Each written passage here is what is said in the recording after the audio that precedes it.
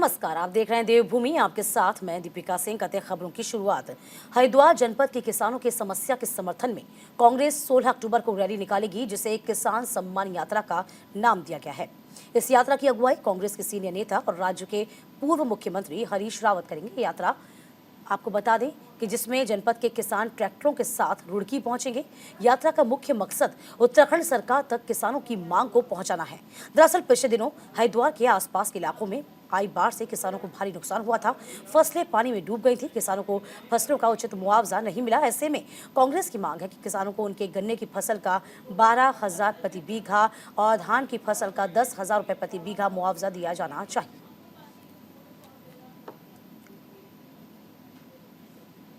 तो फिलहाल आपको बता दें इस वक्त की बड़ी खबर, जिसमें हरीश रावत की अगुवाई में किसान सम्मान यात्रा का आगाज किया जाएगा।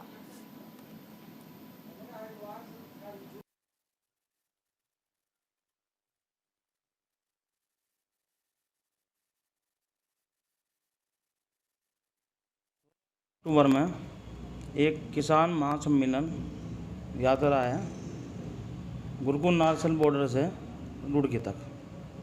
ये सरकार चाहे में सुन नहीं पा रही है, ऐसा समझना नहीं चाह रही है।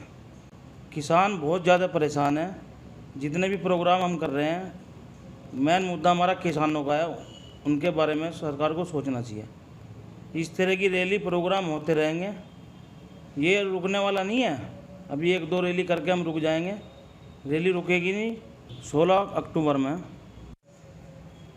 ये जो किसानों की रैली है, रैली तो ये किसानों ने जो की है मुसीबत में की है। जब भारी बारिश की वजह से भारी प्रॉब्लम जो यहाँ क्षेत्र के अंदर आई, हरिद्वार के अंदर लक्सर खातर जो है, बांगर जो है, सारे में पानी, जहाँ पानी नहीं हुआ करता था वहाँ तबाही मची है। और उस तबाही के विषय में सरकार बिल्कुल नहीं सोच रही, जरा सा सोच रही। उनकी आँख खोलने के लिए हरीश रावत जी ने बीड़ा उठाया है कि नारसन से लेकर रुड़की तक एक यात्रा निकालने जावा और कांग्रेस इसको बीजेपी को सचेत किया जावे, जिससे कि वे खोल लें। और जो मुआवजा उन्होंने दिया वो थोड़ा दिया है और उससे ज़्यादा मुआवजा दिया जाए, और अगर वो नहीं करेंगे तो उससे बड़ा संघर्ष किया जाएगा। जसवीर हमारे संवाददाता इस पूरी खबर पर नजर बनाए हुए हैं। जसवीर, देखिए किसानों के समर्थन में कांग्रेस की ये रैली है। कितनी संख्या में किसान पहुंचेंगे? इस रैली का उद्देश्य तो हम जान ही पा रहे हैं कि पूरा राजनीतिक है, लेकिन क्या इसका आगे मकसद होगा? जसवीर, देखिए दीपिका, जिस तरह से हरीश रावत लगातार हरिद्वार में किसानों की समस्या को उठा रहे हैं, अब उन्होंने इसमें जो किसानों का यानी कि इकबालपुर क्षेत्र के, रुड़की से सटे इकबालपुर क्षेत्र के किसानों का पिछले 4-5 साल पुराना गन्ना भुगतान जो रुका हुआ, उसे भी शामिल कर लिया इस मांग में। साथ में जो लक्सर, खानपुर, मंगलौर, झबरेड़ा यानी हरिद्वार देहात में जो बाढ़ में किसानों का नुकसान हुआ, उनकी फसलों को उनका उचित मुआवजा दिलाने की मांग को लेकर के हरीश रावत ने किसान सम्मान यात्रा का आयोजन किया है। और ये कल यानी 16 को शुरू की जाएगी और नारसन बॉर्डर से, उत्तर प्रदेश के नारसन बॉर्डर शुरू होकर के रुड़की तक यात्रा जाएगी। इस बीच में कई गांव पड़ते हैं, कई कस्बे हैं, नगर हैं, जो लोग साथ जुड़ते चले जाएंगे। जगह जगह इन्होंने जनसंपर्क करके लोगों को इकट्ठा किया हुआ। और जनसम्मान, सबसे बड़ी बात है कि किसान सम्मान यात्रा का मकसद केवल किसानों को मुआवजा दिलाने के साथ साथ सरकार को इस बात के लिए भी तैयार करना कि भविष्य में इस तरह की यदि आपदाएं आती हैं तो उनके लिए मुआवजे की जो राशि है, इनका जो मानक है, वो बढ़ाए जाए। क्योंकि हरीश रावत पहले भी कह चुके हैं कि जिस तरह से सरकार पुराने मुआवजे यानी पुरानी दर पर किसानों को मुआवजा दे रही है, वो कहीं ना कहीं सादा धन के जमाने का है, ये स्वीकार नहीं किया जाएगा। देखिए रैली से शुरुआत से, जब रैली की शुरुआत कल से होनी है, क्या इसके पहले यहाँ सरकार को कोई सूचना दी गई, उनसे बारे में कोई जानकारी दी गई इस रैली के बारे में? वहां से क्या कोई जवाब अभी तक आया? जसवीर, दीपिका, प्रेस वार्ता के माध्यम से हरीश रावत ने 2 दिन पहले रुड़की में प्रेस वार्ता की थी, कल लक्सर में प्रेस वार्ता थी, आज फिर सवेरे लक्सर में प्रेस वार्ता थी। जो हरीश रावत के समर्थक हैं, खासकर जो पीसीसी सदस्य डॉक्टर मधु शर्मा और मनु वर्मा द्वारा ये मीडिया को जानकारी दी गई है कि बड़ी तादाद में लक्सर, खानपुर क्षेत्र से नारसन बॉर्डर पर किसान जाएंगे और उनके साथ में कांग्रेस कार्यकर्ता जनसंपर्क में जुटे हुए हैं और प्रशासन को भी इस बाबत अवगत करा गया है। लेकिन केवल जो तहसील स्तर के अधिकारी हैं, एसडीएम है, यानी ज्वाइंट मजिस्ट्रेट हैं, उन लोगों को उनकी जानकारी में ये पूरी रैली है और उसे लेकर के प्रशासन ने तैयारी कर रखी है कहीं ऐसा ना हो कि कोई बवाल खड़ा हो जाए, तो इसलिए पुलिस ड्यूटी भी लगेगी।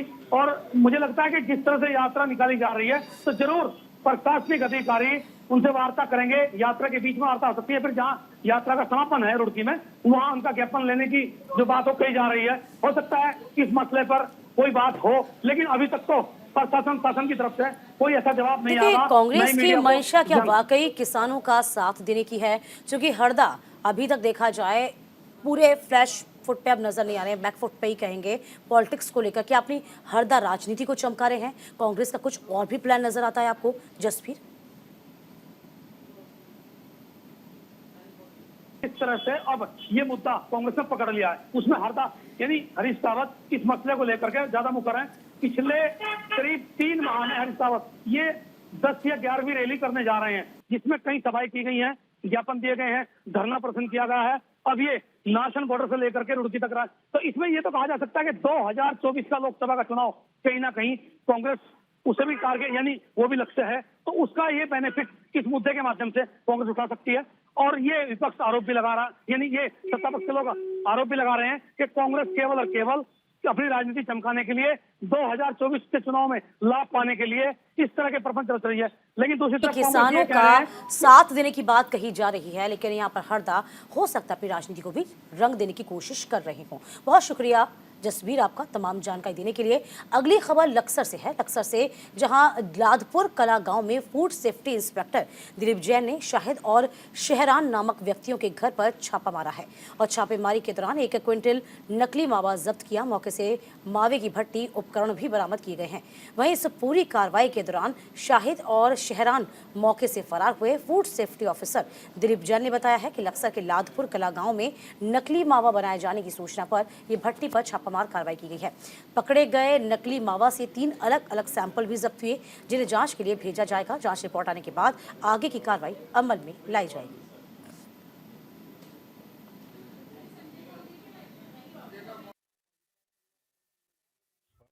लादपुर गांव के 2 मावा भट्टियों पर ये कार्रवाई की गई है।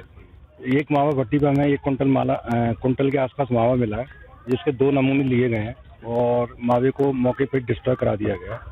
दूसरे मावे भट्टी पर मावा बनते हुए पाया गया, उसका भी 1 नमूना ले लिया गया। तीनों नमूने रुद्रपुर लैब जांच के लिए भेजे जा रहे हैं और जांच रिपोर्ट आने के बाद कार्रवाई की जाएगी। महोदय लक्सर के निर्देश पर लादपुर गाँव के 2 मावा भट्टियों पर यह कार्रवाई की गई है। एक मावा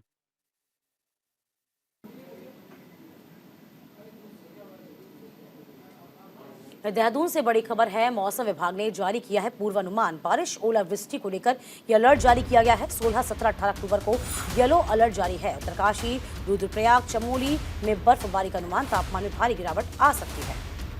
तो फिलहाल आपको बता दें, मौसम विभाग ने अलर्ट जारी किया है। 16, 17, 18 को बर्फबारी की संभावना है। देखिए, बड़ा अलर्ट है उत्तरकाशी, रुद्रप्रयाग और चमोली को लेकर।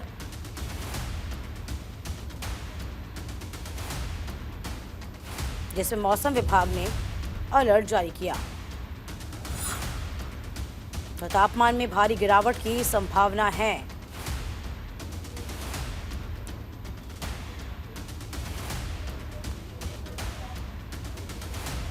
एक बार फिर से, चूंकि देखिए जैसे जैसे वक्त नजदीक आता जाएगा, सर्दियां नजदीक आती जाएंगी, मौसम में जो बदलाव है महसूस किया जाएगा। और तमाम जानकारी के साथ अनुज अवस्थी हमारे संवाददाता इस वक्त बने हैं फोन लाइन पर। अनुज, जरा जानकारी दीजिए, मौसम विभाग ने क्या कुछ अलर्ट जारी किया? जी बिल्कुल, जिस तरीके से मौसम विभाग ने 16, 17 और 18 अक्टूबर को अलर्ट जारी किया है, साथ ही साथ ये इस बात को भी बोला है कि बारिश का जो पूर्वानुमान है वो लगातार जारी रहेगा। मैदानी क्षेत्रों की अगर बात करें तो वहां पे हल्की बारिश हो सकती है, लेकिन अगर पहाड़ी क्षेत्रों की अगर बात करें तो वहां बारिश भी हो सकती है और ओलावृष्टि भी हो सकती है। और लगातार अगर पहाड़ों की अगर बात करें तो चाहे चमोली हो, रुद्रप्रयाग हो या पिथौरागढ़ हो, तो हल्की हल्की बारिश और हल्का सा मौसम जो है सर्दीला जरूर दिखाई दे रहा है वहां पे। साथ ही साथ मौसम विभाग ने जो हाई एल्टीट्यूड वाले इलाके हैं वहां पे बर्फबारी होने का पूरा अनुमान भी जारी किया है। साथ ही साथ अगर बात करें जो 3500 मीटर से अधिक ऊंचाई वाले इलाके हैं, वहां पर भी बर्फबारी कहीं कहीं पे बर्फबारी हो सकती है। सबसे ज्यादा जो कहा जा सकता है संवेदनशील इलाके उत्तरकाशी की अगर बात करें, रुद्रप्रयाग की अगर बात करें, बागेश्वर की अगर बात करें, चमोली की अगर बात करें, तो इन सारे इलाकों में बर्फबारी का आसार नजर आ रहे हैं। साथ साथ मौसम विभाग ने अलर्ट भी जारी कर रखा है। राजधानी देहरादून समेत कई ऐसे इलाके हैं जहां पे जो लगातार धूप खिली होती थी, लेकिन अब फिलहाल धूप न नजर आ करके मौसम बादल के रूप में जरूर नजर आ रहा है। जी चलिए, बहुत शुक्रिया आपका तमाम जानकारी देने के लिए। इधर शारदीय नवरात्र का आज पहला दिन है। हरिद्वार में दुर्गा पूजा की धूम है। पहले दिन मां शैलपुत्री की पूजा हो रही है। मंदिरों में भक्तों का तांता लगा हुआ है।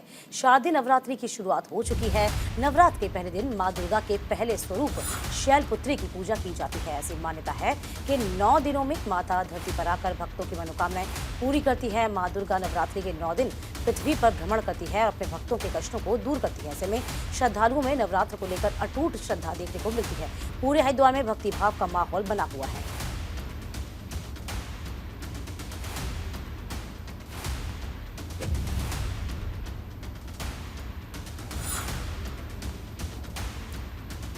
तमाम जानकारी से हमारे संवाददाता संजय बने हुए हैं। संजय, देखिए, नवरात्र का पहला दिन, शारदीय नवरात्र की तो धूम रहती ही है। कैसा माहौल आप इस वक्त देख पा रहे हैं मंदिरों में?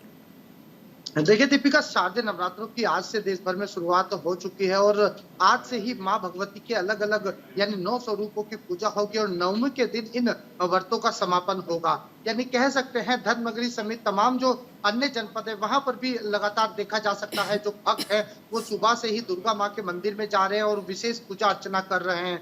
हालांकि इसके अलावा ये भी देखा जा सकता है कि जिस तरह से श्राद्ध चल रहे थे, श्राद्ध के कारण जो बाजारों की रौनक थी वो पूरी तरीके से गायब हो गई थी, लेकिन इस बार फिर अब नवरात्रों में जो रौनक है वो लौट आई है। आप देख सकते हैं कि जो बाजारों की चहलकदमी है, जो बाजारों के जो व्यापारी के चेहरे हैं वो भी खिल उठे हैं। यानी कह सकते हैं कि आज से माँ दुर्गा के अलग अलग स्वरूपों की पूजा होगी। इसके अलावा जो भक्त होते हैं वो भी लगातार हरिद्वार पहुंच रहे हैं।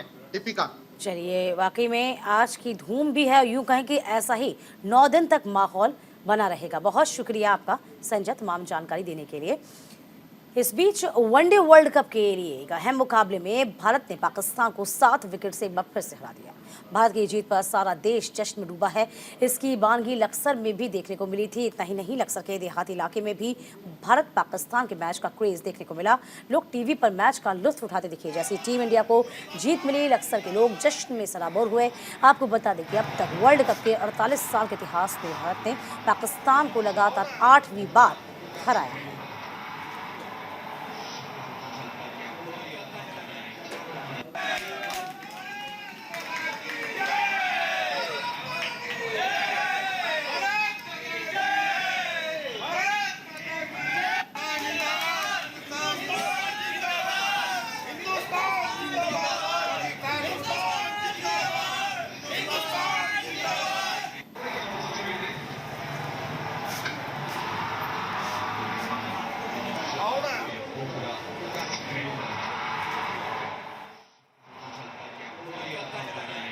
वर्ल्ड कप में भारत एक बार फिर जीत गया है। 8वीं बार पाकिस्तान को हराया है। देखते ही माहौल बन रहा था और आज दिन भर लोग टीवी से चिपके रहे, यानी कि मैच देखते रहे।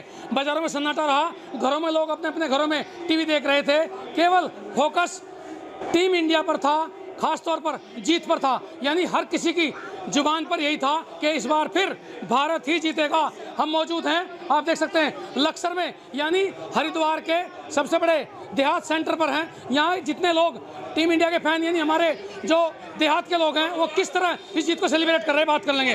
आपका क्या नाम है जी? मनीष कुमार। मनीष भाई, आज मैं भी देख रहा था अभी जब लास्ट में, यानी कि जैसे ही चौके छक्कों की बारिश हो रही थी, रोहित के बाद से लेकर के अब तक कैसा माहौल था और जब जीत हुई तब कैसा लगा आपको? देखिए, इतना मजा पाकिस्तान को हराने में आता है, इतना मजा तो वर्ल्ड कप जीतने में भी नहीं आता। समझो आज हम वर्ल्ड कप जीत गए, मजा आ गया, मजा आ गया। 8वीं बार जीत है। 8वीं बार जीत है और हमेशा जीते है, मतलब 100% जीत हमारी है वर्ल्ड कप में। इस मैच को मैन ऑफ द मैच किस समझते हैं आप? नहीं, निश्चित रूप से रोहित शर्मा। निश्चित जी, Rohit Sharma man of the match. और भी कई लोग। आपका नाम क्या है? मेरा नाम ऋषभ कुमार है। ऋषभ भाई, आप मुझे खिलाड़ी नजर आ रहे हैं, क्रिकेट खेलते हैं? जी बिल्कुल, मैं जो डिसीजन रोहित शर्मा का रहा रहा है डीआरएस में, जो उन्होंने तीसरे विकेट के लिए डिसीजन लिया, बहुत ही अच्छा डिसीजन लिया है। और उनकी जो पारी खेलने को दिखी है वो बहुत ही अच्छी पारी खेलने को दिखी है। उन्होंने मैच जिताई पारी खेली है इंडिया के लिए, और मैं उनको बेस्ट ऑफ लक ही कहूँगा। वर्ल्ड कप जीत के आए टीम इंडिया। जीत कर आप कुछ कहेंगे? मैं रेलवे स्टाफ से हूँ जी। रोहित शर्मा मेरा फेवरेट वो है क्रिकेटर, हमेशा पूरी टीम फेवरेट। और भी कई लोग, आपका नाम क्या है? पंडित जितेंद्र। कौन से गांव से है आप? शेखपुरी पास में पड़ता है। हाँ जी, पास में पड़ता है। कैसा लगा आपको? चूंकि रोमांचक मैच था, बड़ी खुशी हुई, बयान नहीं कर सकते, खुशी इतनी है। और पाकिस्तान के खिलाफ तो वैसे भी हम क्रिकेट प्रेमी, लेकिन पाकिस्तान के खिलाफ तो खुशी हिंदुस्तान जिंदाबाद के नारे आप लगा रहे थे। हाँ जी जी। आपके बहुत बढ़िया ऐतिहासिक जीत हमारे भारतीय टीम की, बहुत बहुत बधाई देना चाहूँगा पूरे हिंदुस्तान को। पाकिस्तान को इसी तरह से हराते रहो। और आज ये वर्ल्ड कप का ही हम आगाज़ कर दिया है, निश्चित वर्ल्ड कप हम लेकर के आएंगे। और बहुत अच्छा हमारे क्रिकेटर ने आज जो है दिखाया है, और भारत की जीत पे हर तबके में खुशी है, हर आदमी बहुत खुश है। इस मैच में भारत की जीत पर धूम मची हुई है। देहात क्षेत्र का हर आदमी कहीं ना कहीं टीम इंडिया यानी भारत की टीम के नारे लगा रहा है, और भारत माता के नारे लग रहे हैं। आप देख सकते हैं ये पूरा का पूरा क्षेत्र कहीं ना कहीं आज क्रिकेट प्रेमी यानी अपनी भारत की टीम का एक बार फिर मुरीद हो गया है। और सबसे बड़ी बात तो यह कि सवेरे से ही लोगों में इस कदर क्रेज था, जो शाम होते होते यानी रात होते होते क्रेज बढ़ता गया। जैसे जैसे भारत की टीम आगे बढ़ती गई, रन बनते गए, और पाकिस्तान को हारने की तरफ यानी हराने की तरफ टीम हमारी बढ़ रही थी। जीत के साथ ही ये पूरा माहौल सज गया है। हर किसी की ज़बान पर भारत माता के नारे हैं, भारत की टीम के नारे हैं। यानी रोहित शर्मा की पूरी टीम को कहीं ना कहीं लोग दिल से, शब्द नहीं है लोगों के पास, ये कह रहे हैं कि टीम ने कमाल कर दिया, कमाल कर दिया। Jaspreet Singh News India Laksar. देहरादून में रेशम की अपार संभावनाएं देखते हुए राज्य सरकार रेशम उत्पादन को बढ़ावा दे रही है। बता दें कि रेशम फाउंडेशन के तरफ से महिलाओं और किसानों के लिए ग्रोथ सेंटर बनाए गए हैं। देखिए ग्राउंड जीरो से हमारे सहयोगी अनुज अवस्थी की रिपोर्ट।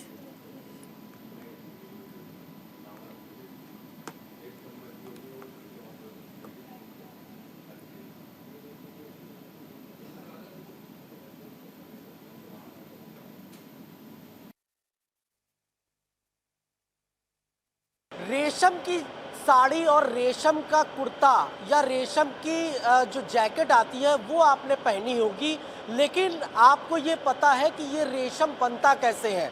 जी हाँ, बिल्कुल। जिस प्रकार से रेशम को कैसे बनाया जाता है, क्योंकि कहा जाता है कि रेशम का कीड़ा 30 दिन में अगर जब उसकी मौत होती है उसके बाद वो 100 सालों तक अपनी चीज़ें छोड़ के जाता है।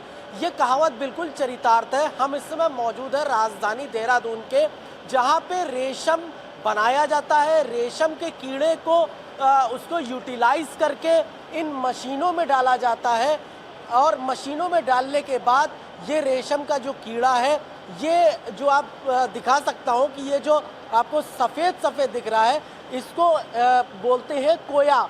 कोया जो होता है रेशम के कीड़े को, ये कोया है। इसके बाद इससे धागा बनाया जाता है इस मशीन के थ्रू, और मशीन के बाद इसको बाहर निकाल करके इससे धागा बनाया जाता है, जिससे हम रेशमी साड़ियाँ पहनते हैं, तरह तरह के कुर्ते पहनते हैं। और अगर बात करें खादी की जो जैकेट होती है, जो रेशम की जैकेट होती है, वो पहनते हैं। रेशम की जो है शॉल ओढ़ते हैं। तो कहा जा सकता है कि रेशम किस प्रकार से बनाया जाता है, ठीक है, लोग उनके परिधानों को पहनते हैं।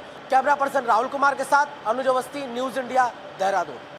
वर्तमान में आपने जब भी देखा होगा यहाँ पे कि जो ये कच्चा ककून होता है किसान से हम खरीदते हैं, उसके बाद उसको हमारा हॉट एयर ड्रायर है चैम्बर, उसमें ड्राई करते हैं। ड्राई करने के बाद उसको 4 से 5 दिन हम धूप में दिखाते हैं, उसको सनलाइट दिखाते हैं, और उसके बाद अपने भंडारण में उसको स्टोर करते हैं। स्टोर करने के बाद वो हमारी फैक्ट्री में जो रीलिंग इकाई आपने देखी अभी, रीलिंग इकाई में जाता है, और वहाँ पे फिर पुनः जो है उसमें गर्म पानी में स्टीम में उसको बॉयल करते हैं। और धागाकरण इकाई के जो हमारे 10 मल्टी एंड ड्रिलिंग मशीन है 10 बेसन की, उस पर वो उसको चलाते हैं, और लगभग 20 से 22 ककून 20 से 22 डिनर का हम धागा बना रहे हैं। 20-22 डिनर का मतलब ये हो गया कि आपकी जो धागे की थिकनेस है वो कितनी है। तो उसमें लगभग हमारे 6 से 8 ककून एक धागे में, सिंगल धागे में होते हैं। और उसके बाद जब धागा बन जाता है उसको फिर हम लोग। और इसी के साथ इस बुलेटिन में अभी के लिए बस इतना ही।